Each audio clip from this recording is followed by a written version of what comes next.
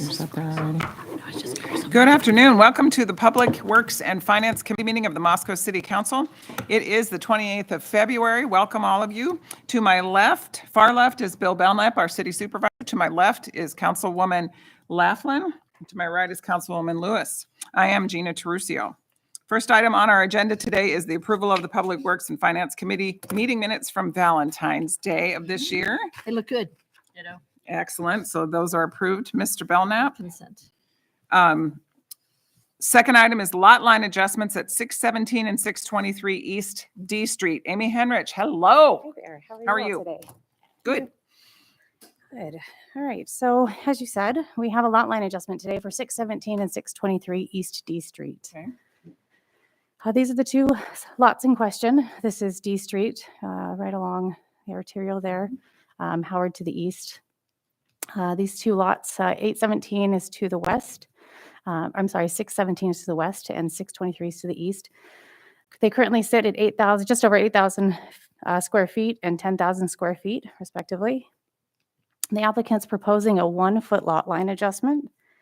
As you can see, the existing lot line is in red. The new proposed lot line is in green. It runs adjacent to both of those lots. This is to accommodate a existing water meter and a fence. So this is showing the exhibit as existing, showing a 5'3" setback on one side and a 11'9" setback.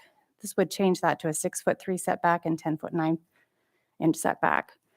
And this is what the lots would look like if this were approved. Zoning in that district is R3. In R3 designated lots are required to have 60 feet of frontage, be 6,000 square feet. Both of these lots will meet these requirements once the lot line adjustment is approved, if approved. So staff recommendation today is to approve the lot line adjustment with no conditions. I'd be happy to take any questions you have. Okay. Any questions, Ms. Haley? No, I love this. I love it. I love this. I think that was great. I do too. I see absolutely no reason to do anything but maybe consent on this. I was going to say, the only other question I had, are there any concerns from the lot owners about like compensation for, I mean, if there's an established. $2,000. Oh, I missed that part. It was Okay. outlined, so included in your packet, there is an agreement between the property I owners. see They've it. worked out the compensation. Okay, agreement. beautiful. Happy Excellent. camper. Oh, I see it now. Yep. Okay, consent agenda. Yes. Thank you. Okay, Amy, I'm assuming you stay here for the next one. Give us new Over. The PowerPoint. next item is 1604 and 1704 East D Street, lot line adjustment. And Amy's queuing up our presentation.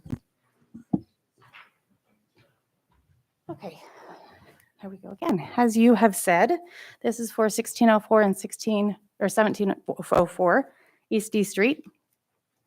These are the lots in question. There are three of them this time. D Street to the south and Moscow Mountain to the west, adjacent to the middle school. You're probably familiar with these properties as the Fosburg properties. This is the lots as they sit now, their current configuration. Parcel 1 is 1.2 acres. Parcel 2 is 1.6 acres, and parcel 3 is 1.87 acres. Parcel 2 and 3 both contain a single-family home. Proposing to keep the existing red lot lines on the outside. The existing lot lines as they sit today, as you saw in the previous screen, is a blue lot line. They're proposing to adjust those lot lines, representative here in the green lines. So this is the survey that was completed that would show the new lot line adjustment. It would create one large pasture lot and two single-family homes. The parcel 1 would then be 5.2 acres in size, parcel 2 of 0.25 acres, and parcel 3 of 0.7 acres. The current zoning for those lots is a combination of R2 and farm ranch. There is a that were zoned farm ranch and outdoor recreation. They've proposed to rezone those to the single-family moderate density residential R2. That request was approved by the Planning and Zoning Commission on January 26th of this year, and it is scheduled to move on to City Council on March 7th of this year. This is the zoning as it is proposed, so that all three lots would have the same zoning, and this is in agreement with the comprehensive plan. So the R2 zoning designations requires a 60 feet of lot frontage, and those lot size minimums are 7,000 square feet. Both of the single-family homes will meet these requirements. So staff recommendation today would be to approve the lot line adjustment with one condition. And that condition is that the proposed rezone be approved by City Council at the March 7th hearing. I'd be happy to take any questions you have about that. Any questions? My question was going to be on the order of operations since I know we had recently seen this. So I'm feeling good. Okay. Will you clarify for me this condition? So this can happen if this is approved, if the Correct. rezone is approved. If it Correct. does not get approved, then This would wouldn't be die. seen. This This action would would die. die because the farm ranch has a minimum lot size of 3 acres. Mm. And so the Okay. proposed new lots would not meet the minimum lot size to allow for the adjustment to occur. That rezone does have to take place to allow them to reduce down to that 7,000 square feet in size. So it's an if Yeah. then kind of statement. okay. Is that really the reason for it? I thought it may Correct. preserve more into conservation spaces or. I believe the current owner was proposing to sell off one of these single-family residents, but the remainder of the parcels as they sit, so the T-shaped parcel, I guess it's not T, it's kind of a, the 5.2 acres would remain in that conservation easement. And it specifically calls out those other 2 parcels as not part of the conservation easement. Right. And the letter mentioned, it sounds like one of them, this will enable them to sell one of the houses off. And what was interesting is in the letter from Kirsch and Clark, it talks about then potentially the future ability to rezone from R2 back to farm, like, There'd be no obligation. There was some discussion, I think at one point in time, about rezoning the 5.2 acres back to farm ranch. I don't know if they intend to but I do guess if that it's or sitting in not. a conservation. It doesn't affect it- it. yeah, It really it- does not. I was just thinking in terms of them not having to pay for. Another rezone application, Yeah, another but hearing I to go guess through it- that. in order for us to get here, it has to go to R2 first, right? Is It there a has to go chance to R2. we could just talk to Paul about that? He's right there. Absolutely, he is here. Come on up. Come on, Yeah. Paul. You gotta Identify yourself. Introduce yourself. Tell us where you live.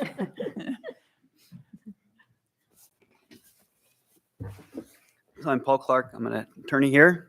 Hi, sir. Do you need the address or were you joking? Well, Where I I was live? serious. Just city, not address. Yeah, just I- city. Just Yeah. tell me you live in I live in whatever yeah, city you live in. Moscow. Okay, excellent. Yeah. And I represent the Fosberg Manor LLC, which is the grandchildren that inherited the property from Maynard and Margaret Fosberg. And just everything that's been said is true. The reason there was discussion about rezoning the pasture part back to farm ranch was to reduce the property tax would be the Okay. only reason, because I think property tax is higher for Mm. R2 when it's stuck in that hayfield use forever. Stuck, preserved. That's a Right, it's, rational thought I'm not process. opposed to that.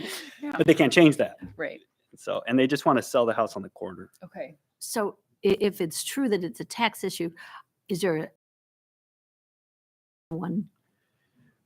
That's what I came to the city initially to do this. They said I had to do it in steps. So start with R2, get So- R2 so that we can. And maybe I Yeah. was incorrect or, Well, I mean, initially zoning has to occur. Right.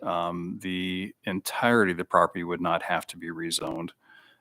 You could have just rezoned the portions of the property that were going to be the lots to R2 to avoid having to go back and modify zoning. May want to consult with the county just to understand if there is a tax consequence. Typically, it's taxed based on actual use of the property, not based on When I'm at it. potential future use. So I guess it might be good before we take any further action on any future rezones is to confirm that there actually would be a tax consequence. Typically, unplatted large agricultural tracts are taxed based on the actual use of the property, not typically based on the zoning of the property. So that might be something to review as well. Save you some money potentially. Yeah. So, okay, well, what do you think? Oh yeah, good I'm with on that? board. I was just thinking if there was a way for Okay. us to not put you in a position where you were having to come back again, although it's it's very pleasant to come. yeah, and I love that it's staying in the conservation. I love that spot. It can't be consent decree. Let's do a consent. It Okay. can't. Consent, So so I thought they had to have a public hearing. Wasn't there something here that said they had to have a public hearing on it? The Oh, rezone the- itself is, but this could go on consent and it would still be conditioned upon the rezone being approved. Beautiful. That would be Okay. the consent action would be approved subject to the Subject council's to the approval of the zoning rezone. action. Correct. Okay. All right, thank you. Thank you. you. Both of Thanks, you. Paul. Our next item is the Police Department Annual Small Grant Request for fiscal year 22-23. Elisa Anderson, Chief Fry and Eric Warner. I don't see Chief Fry, so it looks like we got 2 out of 3. 2 out of 3. Ain't bad. How appropriate. Meatloaf. How are you, sir? Good, thank you. Nice and sloppy outside for us, isn't We it? need to get rid It of was those. a little wet earlier, yeah. Yeah. Probably still is when you go back out. Surprises. Thankfully, no. Love to hear it. So they did drop their big 20-gallon propane tank out their truck, though. Yikes. Oh, it's not good. Good afternoon. Hi, Lisa. How are you? Good. Good. So today we're here before you to first talk about the annual grant program approval for the police department. Throughout the years, we've have several different small programs that the police apply for, and they seem to be consistent throughout the years.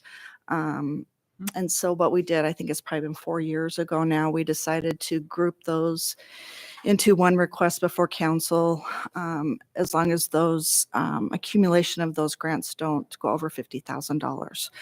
So what's included today and I just want to say all these programs are focused on safety really, and also helping the members of the community, providing, information for safety, drug addictions, those types of things. So it's really a community-based focused program on all levels. So today, one of the first ones, and actually this one is to protect our officers, but is the Bulletproof Vest Partnership Grant. And it's a federal award. And they usually assist us with 2 or 3 vests per year, and they are fitted for the person. So, and that is the federal award that, I think we get 50% reimbursement. Roger manages that for us, and it's kind of on a behind the year rolling. So we get an allocation. If we don't use up the whole thing, then they will roll it over to the next year for us. But with as many new officers as we're getting per year, we've been using it all Yeah, up. So Definitely. the second program that we're looking at is the traffic enforcement. And this is a program the MPD has been participating in for over 15 years before my time. And it's changed over the years. There used to be several emphasis, like 1 a month. Now there's less, but the police department can apply for special events, like if for Mardi Gras or something, and have. But those are, they're targeted at aggressive driving, impaired driving, seatbelt, or like I said, if there's a special function, sometimes they'll do one for the homecoming weekend or whatever. And then we are reimbursed for overtime only on those. And then we also can submit vehicle miles for match during those mobilizations. And then we do also have some where we can receive equipment versus reimbursement. And then the child passenger safety seat program has changed this year, and it changed since we did our report. And so I'll let Eric give you a little more details, but basically we don't have to buy anything anymore. They're going to drop ship it all to us. And so Nice. And they So pay for they- the whole thing? The only thing they won't cover is our man hours. Mhm. And obviously that was something that we always were behind. And so it was always something that the department was willing to budget anyway. So what the way it looks now is that we aren't managing a grant. We aren't getting reimbursements for car seat purchases. We're just emailing a certain person with the state, and then they'll asking for a certain number of car seats, and then they will have it drop shipped to the department or to the Gormley Park area for storage. and That's also great. with the training materials. Training, they will supply training. They'll have instructors come in and teach classes for us. We're having one just before the New Bill Safety Fair, if you know anyone that wants to be a car seat tech. So does somebody have to go to that training before they get a free car seat? No, they don't have to go to the training. Those are to train car seat technicians. To show people how to put them in. And then we still them up. hand out car seats for those that are destitute. I did 2 car seats today for a young lady that was in a divorce and split custody, and she needs a set of car seats that her ex had purchased for their kids. Good to know that you do that. So do we have quite a few in stock still, Eric? Yeah, we still have around 20 or so. Okay. That's a range of booster seats, convertible seats, just anything from 4 to 65 pounds plus. So there's also like the kids safety fair. They're there for that, and people can go, and I think you'll probably make an order before the safety fair if Yeah, we we'll get have to a have drop it in shipment person. done. before then. Do you anticipate ordering kind of on the same amount as you normally do? And if It so, probably what would be is that? similar. Since COVID, we have seen a lot less, significantly less seats that we've been able to give out.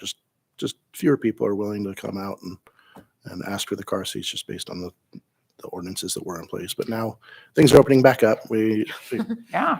very much see an uptick in that already. What do you anticipate asking for this year, number wise? We're not on for car seats. None.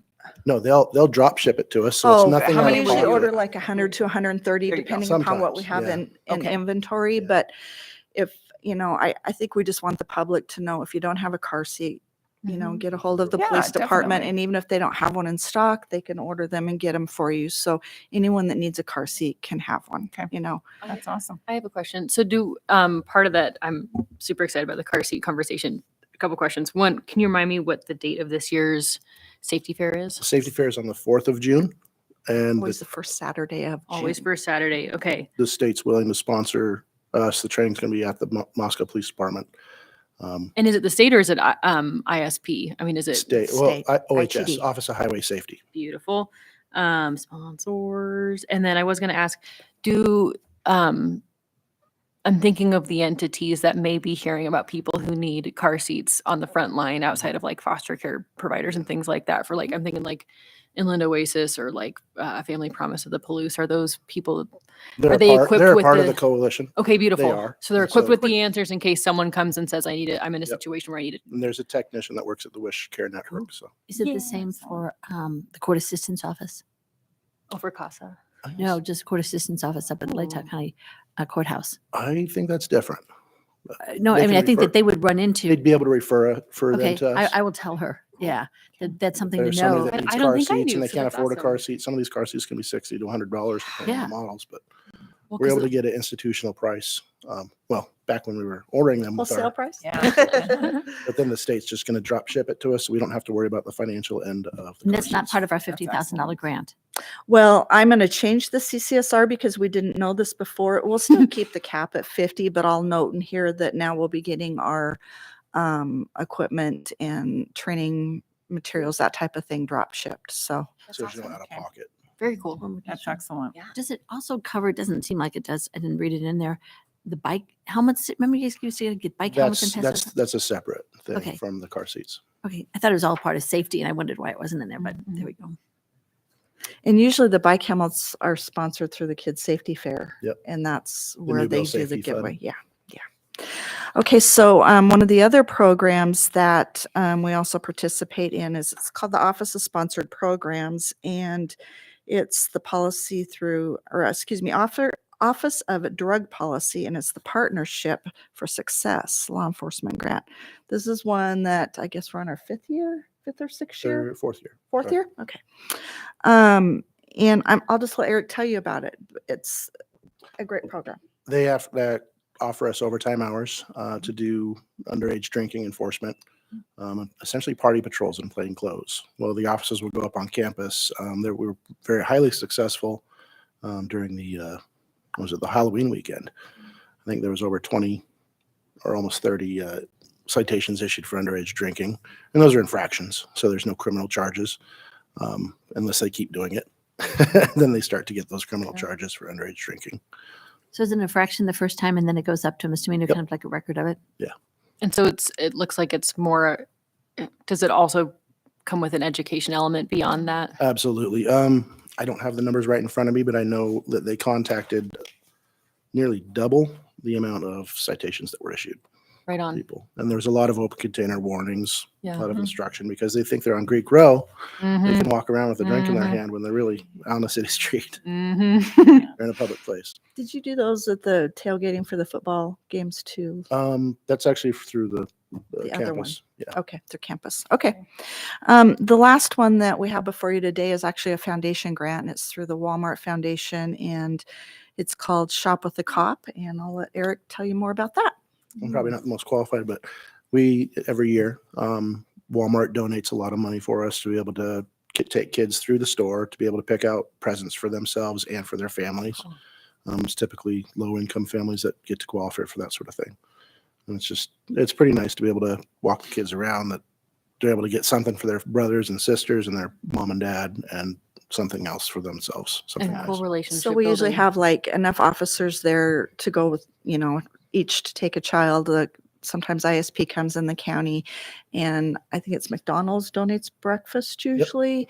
And then I think Subway did it one year. Subway, yeah. That's awesome. So, fun. and then they take them back and let them wrap them. Cool. They have some volunteers there that do that, like Karen and a bunch of the gals from the police department help wanna do do the that. wrapping. Yeah. Yeah. And so City they check council in don't- with some of the wrapping. schools and with health and welfare and find out, they make nominations about who to contact. So it's Yeah. really I was a going to ask program. how we make sure we're reaching out to the Yeah. kids that need it. So that's Yeah. awesome. Yeah. So combined with these, I think last year we were up at about 36,000. But probably I think 4 of that was car seat program. So we'll just keep it at the 50 because we don't always know. And there might be something new that would come in throughout the year. We would maybe just do a report, but it would be, included under this. So. I was just going to add this is a lot to be proud of for doing with, well, I guess $36,000. And so I'm grateful that there are options for us to supplement what we do through our programs with the police. So this is pretty awesome to hear about. Yes, the police have probably more small grants than any other organization in the city. We have the fire department have some and some of the other agencies, but these are consistently good programs, and the funding is always available. Yeah. It changes a little, but Very cool.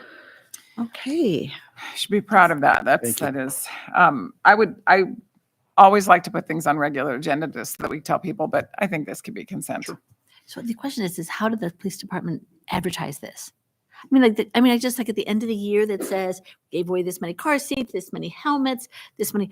So that the world sees that the police department is out there helping people in other ways. So a couple of years ago, we did a year-end report. Uh-huh. With COVID, we haven't done anything for a couple of years, but certainly, Chief Fry and City Supervisor could give us, I think we get a report we from do. them. Yeah, Anne Yeah, but Marie. I've never Yeah, seen it it's said in this there. many. Does it say how many car seats we get and how many helmets? Yeah, I'm sure. I it don't is. think we've The done it for like minutia 2 of it. years, though, I think. Maybe. I've been on for 2 years, The I helmets miss and the it. car seats, because the Newville Safety Fair the last couple of years has been shut down. Yeah, This pandemic. it's different. We Anyways, haven't been able to give out as many as we have in years past. we're just figuring out how to tout what we do.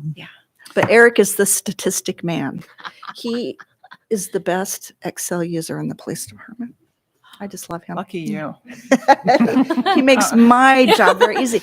And he's been in this, running these programs for 3 or 4. Going on 4 now. 4 now. They used to rotate every year, a new police officer, but Eric has stayed with us. And so we've gotten a click together on Good. making this work, and it's great. Consent. Okay, we're going to put that on consent, so you don't have to come back. Okay. The next item, though, it looks like both of you are still on the hook for. Moscow Police Department OHS Highway Safety Grant fiscal year 2023. Okay, so Eric has a little PowerPoint. I'm going to push the buttons for him, but I'm going to talk about it first just a little bit. This is our second year in this program. We have some stats for you that will show what they've been able to do over the last 6 months. One of the nice things about this grant is it runs the same as our fiscal year. So it starts October 1 and ends September 30th. And this, our nickname for this grant is STEP. It has a whole long acronym that goes along with it. But mainly it's focused on combating traffic crashes and reducing fatal and serious injuries. And so it basically pays for 1 FTE, so 20,080 hours per year of traffic officer enforcement. Or what'd I say? 20,000. 20,000. Somebody's Yes, working way 2,080. hard. I'm sorry. I've looked at too many numbers today. Yeah. So, as I said, this is our second year. We're able to use Eric's time and just for match, and then a lot of the other officers participate in the program. Just through the first quarter, we were able almost to meet the match with Eric's time, and then past it now. Past it now? Okay, we're past it now. We also have 200 hours of overtime, and we can also move some of the staff time to purchase equipment, which we did for this last award. So I'll let you go ahead and tell them about your last 6 months. Some of the fast numbers with the 1,188 traffic stops recorded so far through mid-February. Wow. The 330 citations issued and 858 warnings issued. A lot of those are written warnings. And these numbers also include traffic crashes that these officers have responded to while they're working the STEP grant. So typically when we respond to a crash, there's usually somebody that did something illegal and we issue a citation. Also, we've seized some drugs and some paraphernalia off this work and gotten out there and been able to contact a lot more people than we normally have in the past. So crashes, 81. Those were with injury or damage over $1,500. And a few of the officers like to crack down on the texting citations. Bring And it so we've on. had Yes. boy. some of those. Yes. Okay, we had 2 slides. Just some slides. Stats for the first 6 months. That was a great, concise far. presentation. So far, we worked 793 hours on this grant. And so we got another couple thousand or so to go.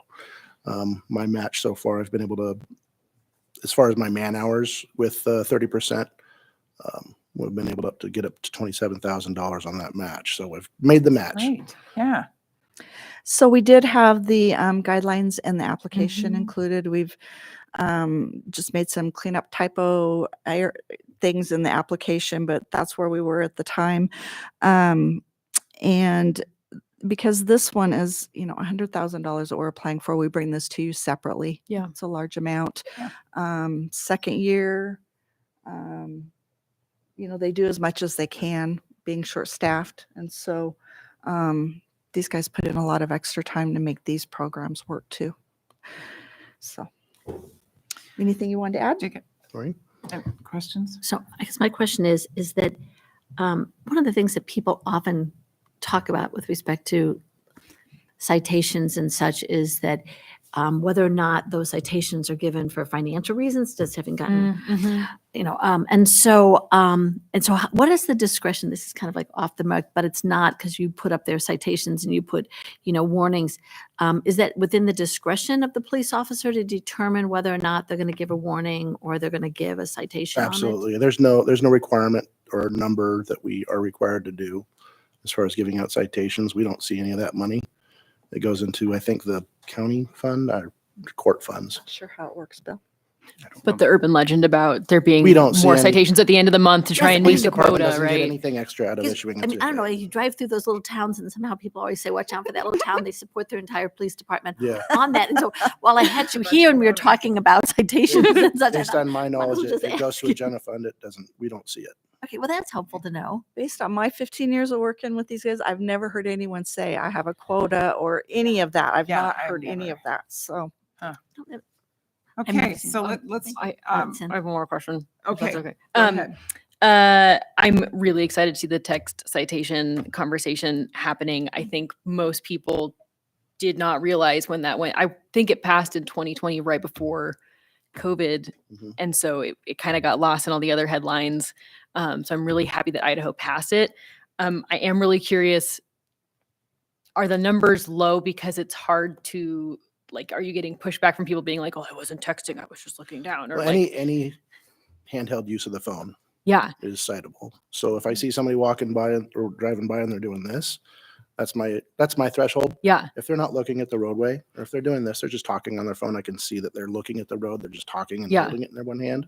They're a little bit distracted with Yeah. the conversation that they have. full on. Well, and that's Usually- where it's like the yeah. hands-free And versus the the phone, when they have it up to their ear, I'm likely to stop them and talk to them about it. Mm-hmm. When I see people looking and manipulating their phone, Yeah, when I That's don't usually see when I your start issuing a eyes and I citation. just see your eyelids, Yep. it stresses me out. Yep. I do have a question on as far as like making sure the public's aware. Have we done things in the past, like paid for an ad at like the Tri-State Bulletin Board or like the bulletin board right by the furniture center to I know ITD did when it first came out. They Okay. did, so they did a big. Yeah, I remember some of the blitz bulletin boards, the big saying ones. any use of the phone in your hand, you're going to get a ticket for it. Yeah.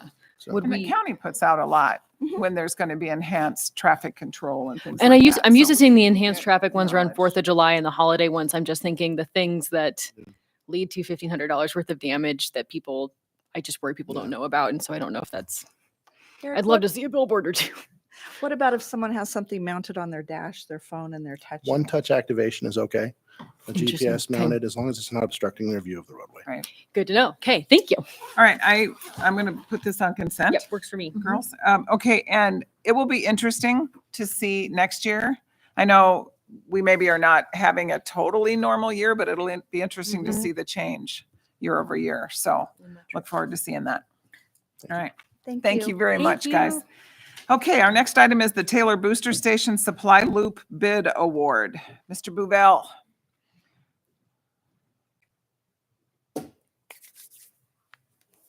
Station Loop and Supply Line. Wow. Hello, sir. I don't necessarily name all of these projects. This is quite a name. 17 words later. Good afternoon. Hi I'm there. Bob Bouvel, and I'm here to talk to you about the Taylor Booster Station Loop and Supply Line upgrade. And the acronym is SOLUP. Yeah. For those who are unfamiliar with where our Taylor Booster Station is, it is in the kind of the southwest corner of town, just north of the University Heights neighborhood. Just to give a little bit of an overview of the project, the project will install approximately 850 linear feet of 10-inch C900 water main. The 10-inch water main will be installed redundant to the existing, and that's actually a typo. It's actually an 8-inch line. I just picked up on that like about an hour ago. So anytime I refer to the existing 6-inch line, it's actually an 8-inch line. As this will be a dedicated supply line, there won't be any services connected to the new 10-inch line. And the existing 8-inch line is going to be switched from the non-boosted zone, and it'll be connected to the boosted zone, so on the pressure side of the Taylor Booster Station. And I'm gonna kind of have some pictures that kind of describe some of that stuff, understanding the jargon and stuff like that. And the existing 8-inch line it's an older line, and so there's a little bit of concern as far as connecting it to the higher pressure system and it being so close to the booster station. So we're also going to be installing a pressure reducing valve that will attenuate some of the pressure spikes that we might see when the fire flow kicks on from the booster station. So we'll kind of start out at the booster station area. This up in here, that's the new booster station building. I've got a really rookie question if it's okay to jump in. Go ahead. Booster station means it's the thing that helps maintain water pressure is my guess. So as you get further away from our tanks and pressure areas within the our storage tanks in the network, as you start getting farther away, it becomes more difficult for the pressure from the tank to supply certain areas of the system. So we have a few from the storage or high enough in elevation that it needs to get boosted. So essentially we install a bunch of big pumps to grab that water and increase the pressure in some of those neighborhoods. Picturing like the lazy river where like just kind of times to keep your inner tube floating. Right. Got it. I'm tracking. Okay. Thank you. So I didn't pay attention to how I changed the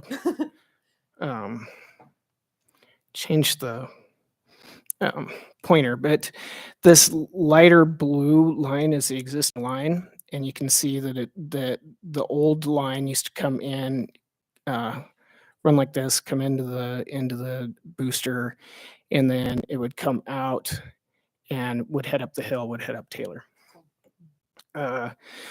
What we're going to do is we're going to install the new 10-inch line that'll run parallel to the old one, and we'll connect into that inlet line that was installed with the booster station. And once we do that, we will be able to change the valving configurations, revalve this differently so that this existing 8-inch line will then be boosted. It'll be on the pressurized side of the booster station. I'm sorry. I'm not sure I totally get it. So you have the new one in there, and that has a boost, and it pushes water. So why do we need two of them right next to each other?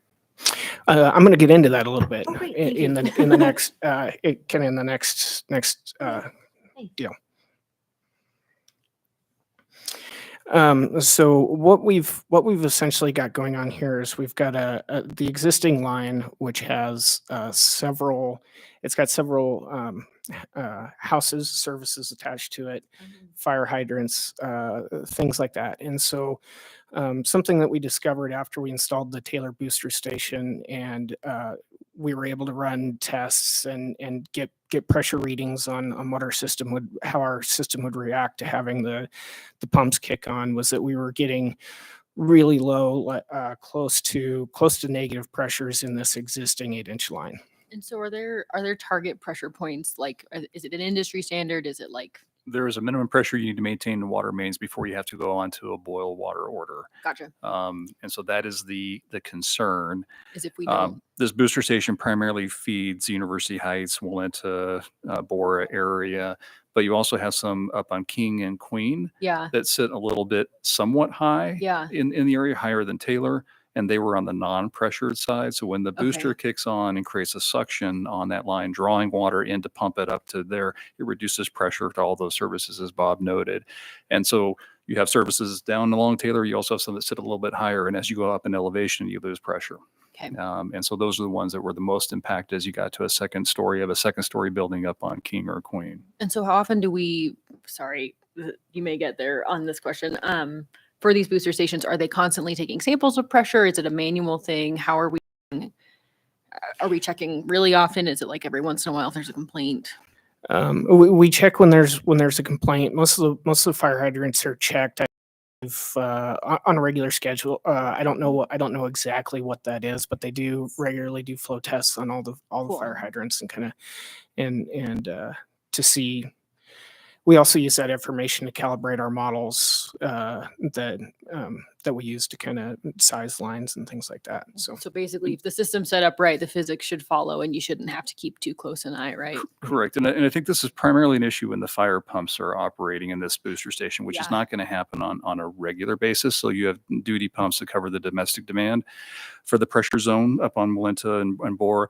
But if you have either exceptionally high domestic demand that kicks beyond the duty pumps capacity and the fire pumps have to kick on, that's when you see that large reduction. Or if you had a fire event up there, you might be forcing everybody down in the lower area to go into a boil water order. So that's why we needed to improve the supply so it wouldn't be dropping the pressure on that line. Beautiful. And then put the King and Queen services that are up on the hill on that boosted line. Cool. Thank you.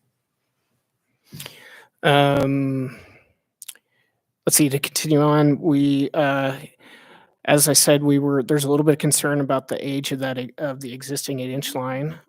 So this valve right here is going to be turned off. That valve will be the demarcation between the boosted zone and the non-boosted zone in this area. We're going to add a pressure relief valve, which will be in a vault in the sidewalk right here. And that'll add two components to the system. One, it attenuates the pressure spikes when the fire pumps do kick on, and it will also help to eliminate a dead end line at the end of this 8-inch main. So it'll let just a little bit of water through and kind of keep fresh water cycling through that main. So it's kind of a dual purpose. So on February 22nd, we opened bids on this project. We got 2 bids. One bid was $315,817, and the second bid was $549,938. Wait, yeah. And then the engineer's estimate on that project was $336,494. The low bid was from ML Albrights, who is currently doing our is under contract for our South US 95 Oh, right on. sewer water extension. So they're well versed. Yeah. in all of it. They've well qualified. Yeah. They've done a lot of work for us. It's actually, I just have to say, when I saw that, it made me wonder, there's such a price disparity between those. I mean, there's a huge, I mean, it's over $2,000. And so I just sat there and thought, does it, it's probably you answered it because we've used them before and the lower bid has done great work, but I would just be nervous when I saw that. I thought, what is it between those two? But the answer is, I don't try to speculate anymore on Oh, why we good. get why there's Those sometimes numbers. a discrepancy in prices. Yeah, I that's will say huge. that the second bidder was SNL Underground. They bid on quite a few of our projects, and they do tend to be on the higher side. Yeah, like Well, mobilization Well, and too they- for getting them here, right? yeah. and they Some of that had cost. twice as much in their bid for the actual pipes themselves, and so I do wonder how much of it is them buffering in any supply chain concerns or anything like that. We're not But going to speculate. Yeah, right, like- but Speculate. yeah, but anyway, Done. yeah, I shouldn't speculate. But First that's thought. Wow. it's 143 versus the 76. This project was put out to bid last year. We received no bids on it last year. I was able to solicit an informal bid after that from another contractor that we had hired for our force main installation project, and their quote that they gave last year was in the $300,000 range. Oh, So. okay. So that This- sanity if, check. so we can, Sanity if check, we yeah. want like a little Yeah. bit of That's a check to see if this is Yeah. kind of like an appropriate price for the new norm. This is a reasonable price. I hate we say that, but you're exactly right. Right. Well, okay. Do you have any questions other than the ones we've already? I think I grilled you guys. Okay. So can we do this on? Yes. Okay. Hey, Bob, let's do it on consent. Great. Thank All you. right. You're welcome. Thank you for your presentation. Good luck on Friday, Thursday. Our next item is AT&T Wireless Communication Lease Agreement Renewal. Mr. Belknap. Thank you. So in August of 2003, the city entered into a wireless facility lease agreement with Singular Wireless for the Resident Street Water Reservoir to install cellular communication equipment on the facility. We've gone through 5 amendments of that agreement, as they have either, the first is fairly simple, to modify and update the ground footprint for the equipment enclosures. Then we had 4 subsequent amendments to add additional antennas or equipment onto the tank, and each of those added additional compensation. So by the time you got to the 5th agreement, you had to get 5 agreements and line them side by side to understand what the Wow. compensation was going to be for that lease. Singular also expressed a desire to get onto a fixed annual escalator. We were previously on a CPI escalator that escalated every 5 years. What So did- we would only adjust it every 5 years, and it would be adjusted for the remaining 5 years of the term, be readjusted again at that point. What does CPI stand for? Consumer Price Index. Thank you. Oh gosh, yeah. God, that's So, embarrassing. Got it. so it was just a way for us to use inflation as a gauge for increasing the lease agreement fee. So Singular came and approached us, wishing to, as they're approaching the end of their 4th term, they're with a desire to modify the agreement to include a defined 3% annual escalator. So instead of only increasing every 5 years, this will increase every year at a 3% consistent rate, so they had predictability in what the lease payment's going to be. For us, we wanted to state the total compensation into a single agreement, so we did not have to go back and line up 5 agreements, add up each of the additional equipments, each amendment that added a component of an additional compensation. So this agreement would do that. It would be for a new 5-year term beginning in August of 2023. That will be the end of the existing term that they're under. And then that would carry forward for 5 years, and then we'll see if they wish to continue and extend it beyond that point. It is a Simplify. fairly simple agreement, so I'd be happy to answer any questions you might have. I think combining 5 into 1 is a very good plan, and getting it to where it's a business cash flow thing. A 3% escalator each year, you can totally estimate what your costs are going to be. So I think this is a no-brainer. My only suggestion is on page 44, we insert Art Becky's name instead of Bill Lambert's name. On page 44. Or it's on page 2 of the agreement. Okay, yeah, certainly we can do that. This started last year. In Yeah, under the Bill. negotiations, it actually Sure. was one of those items that I was left with at the end of the year that didn't get finalized, so we're just getting it through the system. So yes, we'll make that change, certainly. I say consent. Me too. Excellent. Okay. Thank you, Bill. You bet. Our last item, barring some good reports, is the 2022 Moscow Farmers Market Handbook. Amanda Argona, hello. We always love to end with something like the farmer's market. Upbeat, happy. Yeah. Tell us what you know. Well, afternoon. I'm not usually reporting to the Public Works and Finance Committee, but this is the second year in a row this has happened. So I'm going to take that as a good thing. So every year, the Farmers Market Commission reviews the handbook to propose changes. Most of the time, we're eliminating, removing redundancy. If there were things that weren't lining up with on the ground question that says, "Can I do this?" And we look in the policies, and I say, "Let me get back to you." Yeah. So I have here my very ragtag. I have my own copy that I mark up every year. So pending what happens with this, we'll have a nice new copy for me to mark up for 2023. Policies start with the policy subcommittee. They had 3 meetings this last year. Subcommittee members included Jenny Parker with Wingover Farm, who's our produce vendor representative, Carrie Morsek and Mackenzie Lawrence, who are at-large member representatives. And they met for a total of 16 and a half hours outside of their monthly meeting commitments. So policy subcommittee definitely gets a lot of work thrown at them, and they do it very well and very efficiently. After each subcommittee meeting, or just about after each one, we present to the commission as a whole.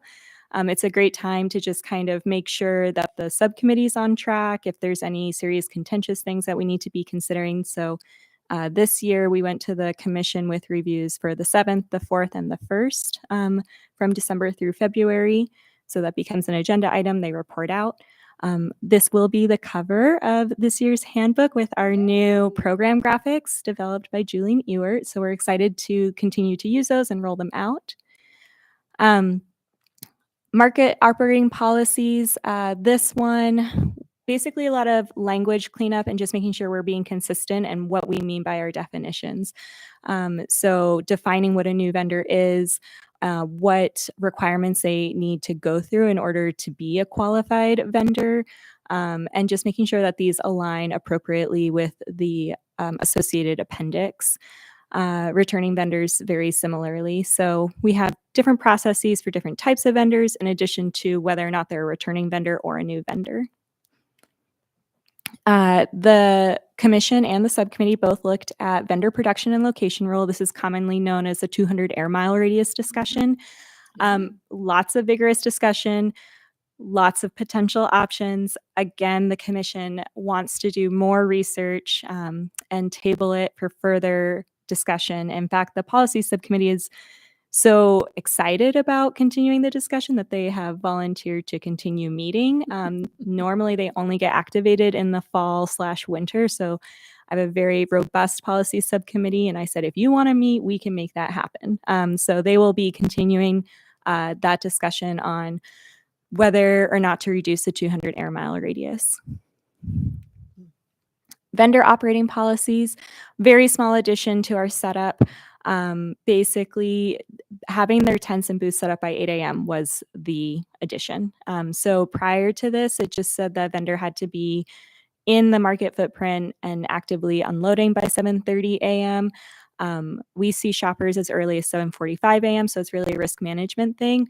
But if a vendor doesn't make it into the footprint before I close the street, they're welcome to continue to walk their items in. And we just had some chronically late folks. So we couldn't really Indeed. cite them for lateness because that wasn't against the policies. And it's just really important. Space is at a premium with our market, especially if they're a vendor that takes up space every Saturday.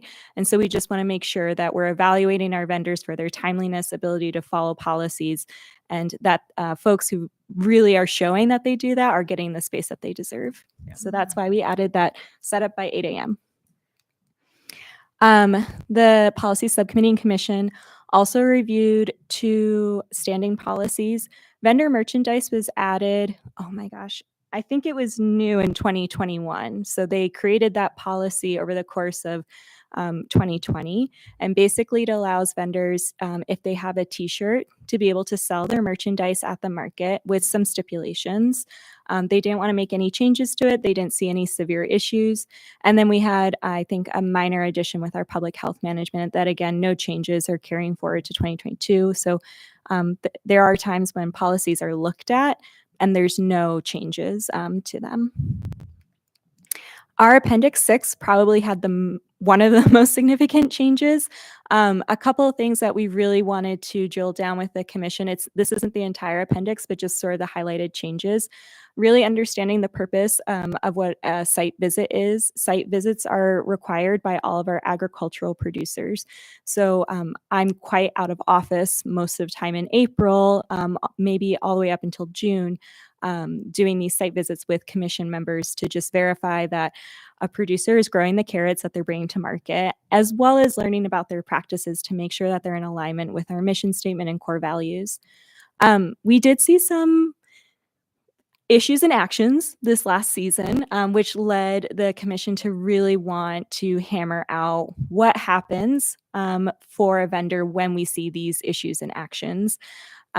So as far as food safety, public health violations, basically a vendor cannot come to the market until those are rectified. And we did have that happen this last year. The other sentence following that, where vendors are deemed incompatible with the market's mission statement, this is where we wanted to kind of explore what happens when we're not seeing any serious public health violations or food safety violations, but we just feel like it doesn't align with what the market is trying to put out there. And so we wanted to add a little bit more language that would basically allow staff and the commission to take further action. This is really exciting. Tier eligibility, typically in a vendor's first season, we recommend that they go with a tier 1 or tier 2 package. And as a reminder of what those are, a tier 1 package is roughly once a month. Tier 2 is about mid-season, so they might be coming upwards of 15 times. We recommend that because new vendors can kind of jump in head first. They get burned out really easily. They're not following the rules or not paying attention to them as closely. So it really allows them to understand our market in that first season. And we always take into consideration promotion for tier 3 status. In fact, we have about 3 vendors from last year that started out with their first season that are requesting tier 3 status. And there's a lot of things that come into consideration with do in order to be successful. We did come up with some special considerations this last year. And this was really driven based off of some experiences I was having with vendors where we sometimes have very, very qualified people, their first rodeo. They've been farming for 10 years, or they've been doing their business for a very long time and are requesting tier 3 status right out the gate. And that means permanent space, not being moved around the market. The folks I worked with were great in understanding our policies, and I did everything I could to try and accommodate that. So we did put some special considerations for those folks in here. You'll notice for craft and food vendors specifically, they have to receive a qualifying score of 90% or greater. We'd run the numbers, and we don't get many vendors who score above 90%. So most of our vendors are under 90%. And the scores, number come from? The juries. The craft and food juries. Yep, exactly. And then as far as an ag vendor, they basically would just need to appeal. And initially I had put into the Farmers Market Commission for consideration, but the commission wanted to change that and put it back to the community events manager. So I haven't necessarily developed a system, but basically they can come to me and maybe that's a letter from a previous market manager or several markets that they've attended. And so that, of course, will, I think, form up as this policy gets utilized. And it may not be utilized at all, but it's in there should we need it. That's pretty much everything. What's before you in your packet, I believe, is a draft resolution. Everything gets reviewed by legal. So what you are seeing are clean edits. And Mia and her team are always so gracious. I try and make their jobs as easy as possible to make sure that this gets through pretty quickly. Sure. And I think the commission is doing a great job every year. It's not something that they dread anymore. It's something that they actively look forward to. And it seems like every year when we get turnover from city council, it's the first meeting that our new council liaison gets thrown into, which is spicy for sure. Having been on the first cut of the policies, being in on writing those, this has come light years from then. And so I applaud you and the commission's work. This is a lot. Yeah. And you're right. You have to write it down and get it at least in there so that when that off chance does really happen, you need it in there. So strong work. I think this ought to be on the regular agenda for our council meetings, that all 6 of us can be exposed to I it. agree. I've got 2 really quick thoughts, and the search function isn't cooperating, so I'm sorry if it's in here. For as far as like location and things like that, so the times where we've got homecoming or something else where it's having to move to the other lot, do you have what you need to be able to inform vendors ahead of time about change of location and things like that? Yeah, vendors were notified, and they get 2 mailings a year. Okay. One at the end of the market season and one at the beginning. And the beginning season packet went out, I believe, February 5th. And we know that day in Heads up, advance. yeah. And all the vendors I've talked to have said, thank you so much, Heads but up. yeah, they know the date of homecoming. And then I was going to ask, because one thing that Art mentioned in his State of the City update was eventually when we get to the space where we're talking infrastructure improvements for sidewalks and things like that. One thought I had, I don't know what this would take as far as, and this is likely a different tangential conversation about, because I have really fun memories of going to the market, going to the market at the Jackson parking lot, breakdancing on cardboard. Like I love those vibes. I also don't know if there's, if it would make sense to evaluate shifting the market down the other side of Main Street from like 3rd to 1st, or if You're there's- talking about with the downtown streetscape project? Yeah, I think and those so- discussions will come up as we need them And to. I can't remember if that timeline is next year, 2023, for the big closures. That we're thinking? Construction, we're just at the planning stage at this point in time, trying to Excellent. understand cost. Construction could be several years out depending upon what that total Beautiful. cost is. I just want to make sure you've got the runway you need to Yeah. be Yeah. handling any vendors. The last thing I was going to say is more of a statement and not a comment. Sorry, Maureen. I really appreciate that none of this feels like superfluous, like city guidance. Like this is all meant to build a really successful program and equip you and your team to run a successful community event. And yeah, big kudos for doing the fine print, because it's not always fun or Yeah. glamorous. So thank you. You had a question. Okay, so I just want to make sure that the timeliness gets kind of enforced, because if I'm not timely, then I don't get my spot. It's not necessarily that, but we do have a penalty system where basically if a policy is not being followed, you get a verbal warning, a written warning, and then a monetary fine. And each of those comes with their own copy of, like, even if I give you a verbal warning, I give you a carbon copy that says I gave you a verbal warning on this date. What I want vendors to realize is that if they've been coming to the market for 5 seasons, 10 seasons, or 15 seasons, it's not an excuse to slack on the policies. And so it was something that, and I wanted to make sure that people understand that when we say we don't have space, but then I have someone who's showing up chronically late, that they are being on time and they could be occupying that space. So that's kind of what we wanted to illustrate with that policy. Does that answer your question? It does. And Okay. actually, my overall comment is that I came to the market, for years, and I want to say that in recent years, basically under your tutelage, I think that it has so improved in terms of everybody gets a site visit and here's the rules and here's the clarity. And I know that there was discussions, but people didn't all visit every site. And Mhm. what you've done is amazing. And that's just basically my comment on it. Like, I'm Yeah. so impressed. And I love my logo, although I didn't bring my water jug. It does have it on there. Yeah, I think the vendors basically, we want to make sure, if we're putting a policy in place, it's being enforced. Right. yeah. And if it's not being enforced and there's no need for it, then we should remove that policy. That's not Yeah. the history of it. So thank you. Yeah. So regular agenda. Sorry, you got to come back and tell us It's about okay. it. How you get to. But that's good. Good work. Mr. Belknap, do we have any reports? No reports. Okay, we're going to adjourn with a 10 whopping seconds. 10 seconds between now and our next meeting. Thanks, Thank you very Amanda. much. Okay.